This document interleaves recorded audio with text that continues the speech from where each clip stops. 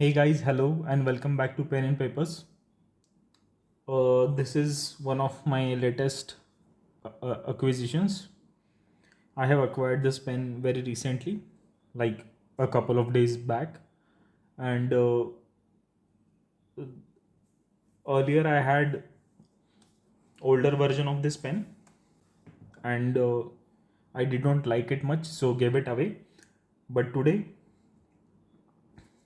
the pen I'm going to review is Jinhao X159 X159, and let's start the review. So, or all plastic body pen, you can say. The pen has very similar shape that of its predecessor, and so few things have changed. Like on the earlier version, on the clip, there was this ugly design here, which was not adding anything to the pen apart from making it look bad or making it look ugly. And this band was a bit wider and it was up to here, I guess, and shape was pretty much same, and it had all metal construction, so it was very heavy, around 60 grams.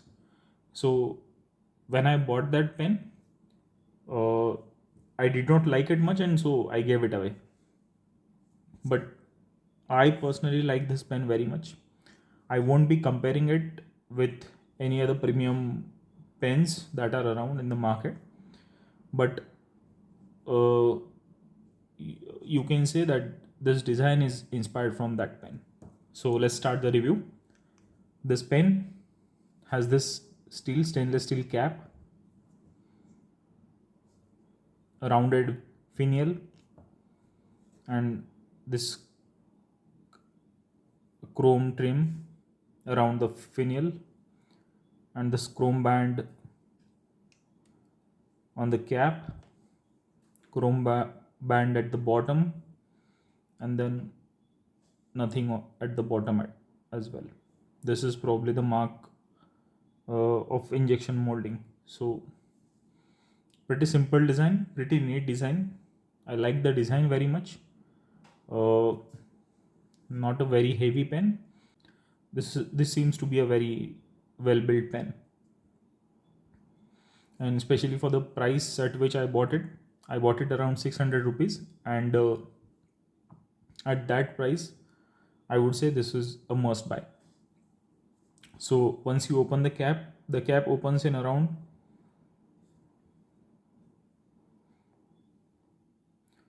quarter to three turns, and it reveals this wonderful number 8 name from Jinhao. As you can see, it has this Jinhao laser etched. Let's try to focus. Yeah, Jinhao laser etched. Fine is written just below that because it's a fine nib. The feed is made up of plastic and has a unique design,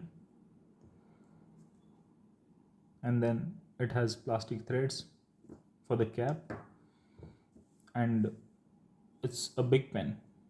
In the size comparison, we'll compare the size of this pen with other pens, but it's a very big pen. So personally I won't prefer it posted, and I think, yeah, it posts pretty securely, but the pen becomes a bit back heavy, and the balance goes off. So I won't be posting this pen when I'm writing, but if you want, you can post it. And even for bigger hands, this won't be a problem. This is a big pen. The nib is a stainless steel nib, nothing fancy. It doesn't have that dual tone nib that other Jinhaos tend to have. And then this has this rounded grip section, which slightly tapers down towards the nib. Once you open the grip section, it has this metal part over plastic threads. So in long run this might result in some wear and tear here on this plastic part, but considering the price at which it is available, that won't be a problem. You can just buy another pen and it is good to go. The pen comes with this default converter, Jinhao written over it, and it fits perfectly well. I guess it would also take an standard international converter or cartridge. So that is about the construction part of this pen. Pretty simple design, nothing too fancy, plain simple torpedo shape pen. Almost it has reduced its the designers have reduced the weight of this pen significantly. Let's try and see how much does it weigh now.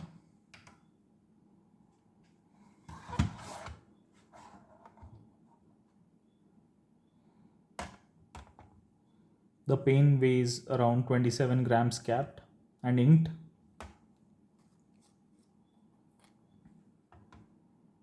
Uncapped it weighs around 18 grams. So it feels really nice in your hand. Not too bulky, not too light either. And let's look at the size comparison of this pen. This is Jinhao X159. This is again one of my personal favorites, Mohi Black Currant. This is Jinhao 85.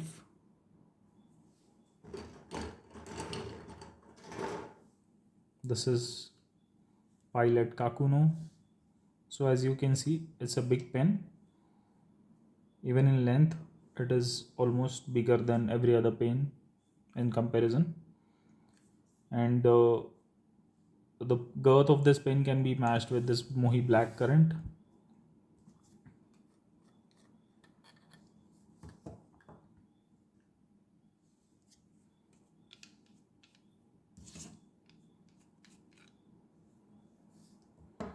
As you can see, Mohi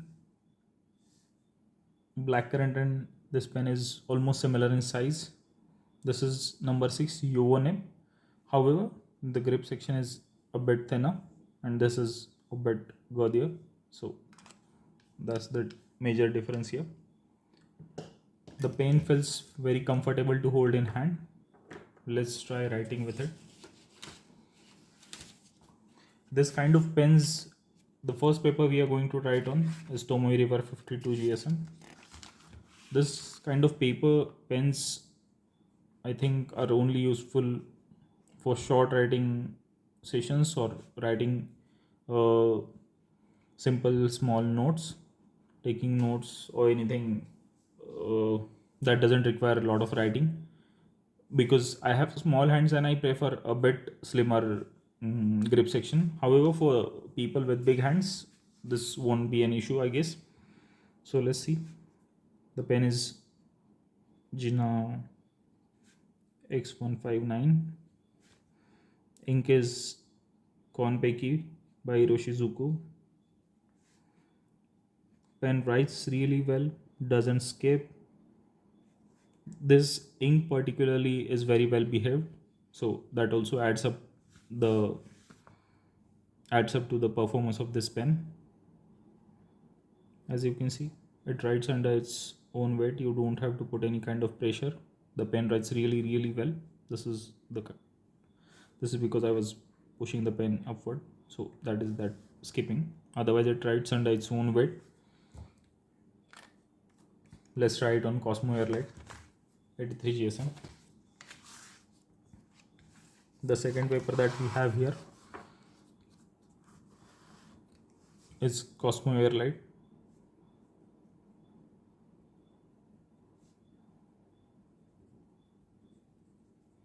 '83 GSM.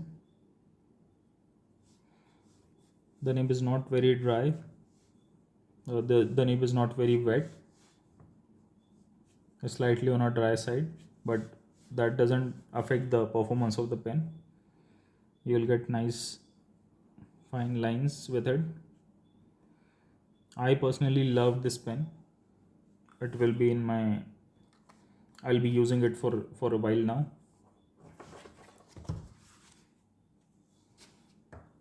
So the things I liked about this pen is, the first one, it has improved its design a lot. It has become a lot more simple looking and decent looking pen. The earlier version was a bit flashier and I did not like it much, as I said it earlier. This clip is very functional and looks sturdy.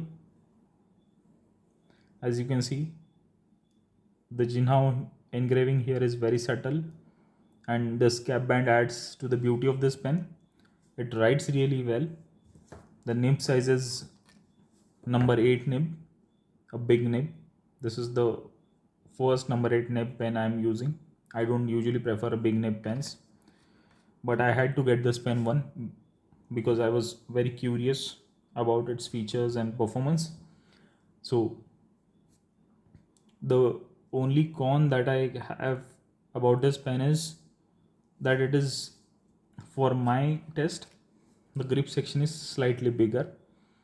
For signing purpose or for other purposes I won't mind it, but for longer writing sessions, in my experience, it fatigues my hands, and so I won't be I won't be using it for longer writing sessions.